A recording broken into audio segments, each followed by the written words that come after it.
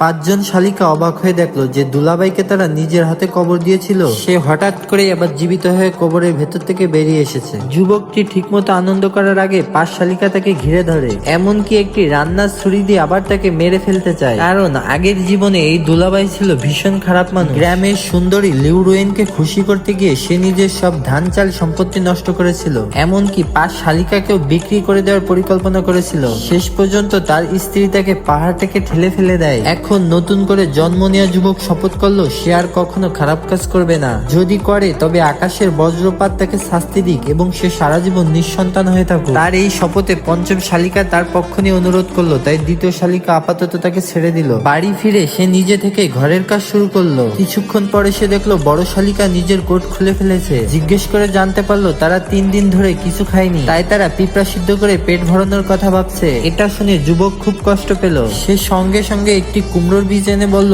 খুব শীঘ্রই খাবার হবে, কিন্তু 5 বোন কেউই বিশ্বাস করলো না। তখন যুবকটি আঙিনায় গর্ত করে বীজ পুঁতে একটু তরল ঢেলে দিল। সে বলল শীঘ্রই অনেক খাবার পাওয়া যাবে, কিন্তু অনেকক্ষণ কেটে গেল, কোনো অলৌকিক কিছুই ঘটলো না। ঠিক যখন দ্বিতীয় শালিকা রেগে গিয়ে কোদাল তুলে তাকে মারতে যাচ্ছিল তখন বীজ থেকে ছোট চারা বের হলো। সবাই অবাক হয়ে তাকিয়ে থাকতে মুহূর্তের মধ্যে সেটি বিশাল এক কুমড়োতে পরিণত হলো। 5 বোন পেট ভরে খাওয়ার পর যুবক বলল এখন থেকে সে তাদের ভালোভাবে রাখবে। এরপর বোনেরা কৌতূহলী হয়ে জানতে চাইলো সে কুমড়োটা এত বড় করলো কিভাবে। যুবক গর্ব করে লাউ বের করে দেখালো এবং আরেক ফোঁটা তরল বের করে বলল এটাই রহস্য। তারপর সে উঠানে গর্ত করে এবার একটি তামার মুদ্রা পুঁতে দিল এবং ধন বৃদ্ধির তরল ঢেলে দিল। বোনেরা বিশ্বাস করলো না মুদ্রা আবার গাছ হয় নাকি, কিন্তু পরের দিন সকালে দরজা খুলতে তারা হতবাক হয়ে গেল। সামনে দাঁড়িয়ে আছে এক বিশাল মুদ্রার গাছ, যার ডালে ডালে ঝুলছে তামার মুদ্রা। এই ঘটনার পর সবাই মিলে মুদ্রা তুলতে লাগলো। তারা খুশিতে বলল এবার নতুন কাপড় কেনা যাবে, ভালো খাবার খাওয়া যাবে। এদিকে গ্রামের সুন্দরী লিউ রুয়েন খবর পেল যে যুবক হঠাৎ অনেক টাকা পেয়ে গেছে।